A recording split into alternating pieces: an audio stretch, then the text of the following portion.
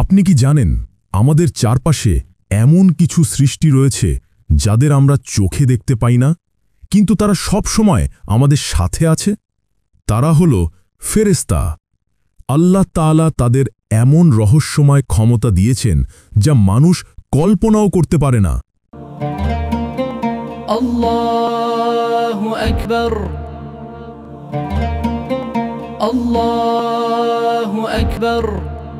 কোরআনে বলা হয়েছে তাদের সংখ্যা কেবল আল্লাহই জানেন।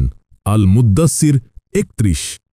মানে ফেরেশতাদের সংখ্যা এত বেশি যে মানুষের পক্ষে তা গোনাই অসম্ভব।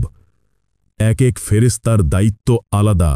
কেউ ওহী পৌঁছে দেন, যেমন হজরত জিব্রাইল আলাইহিসসালাম। কেউ মৃত্যু নিয়ে আসেন, হজরত আজরাইল আলাইহিসসালাম।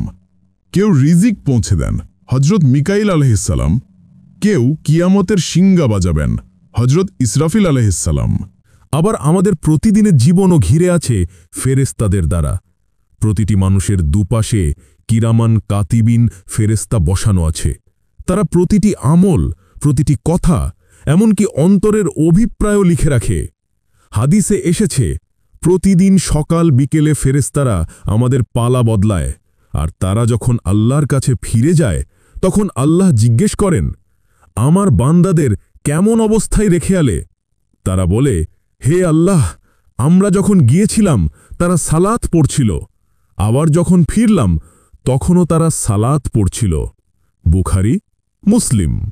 আরও এক রহস্য, ফেরেশতারা মুমিনের দোয়ার সাথী হয়ে যান। যখন কোনো বান্দা দোয়া করে তার ভাইয়ের জন্য, তখন ফেরেশতা বলে, হে আল্লাহ, তুমি এই দোয়া তার জন্য কবুল করো, আর এর মতো দোয়া এই বান্দার জন্যও কবুল করো।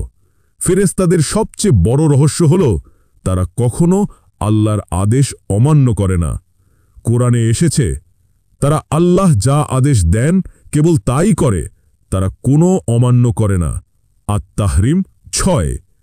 ফেরেশতাদের গোপন রহস্য আমাদের শেখায় আমরা কখনো একা নই। আমাদের প্রতিটি কাজ রেকর্ড হচ্ছে, প্রতিটি ইবাদতে ফেরেশতারা সাথে আছে। তাদের উপস্থিতি আমাদের মনে করিয়ে দেয় সব সময় আল্লাহর দিকে ফিরে আসতে হবে, ভালো আমল জমা করতে হবে, আর গুনাহ থেকে দূরে থাকতে হবে। ভাই ও বোনেরা, আমরা যদি সত্যিই ফেরেশতাদের রহস্য বুঝতে চাই, তাহলে আমাদের জীবন আল্লাহর সন্তুষ্টির পথে চালাতে হবে। ফলো, লাইক, কমেন্ট করুন যেন এমন আরও কন্টেন্ট আপনার কাছে পৌঁছে যায়। ইসলাম প্রচারে আপনার একটি শেয়ারই হতে পারে কারো হেদায়েতের দরজা।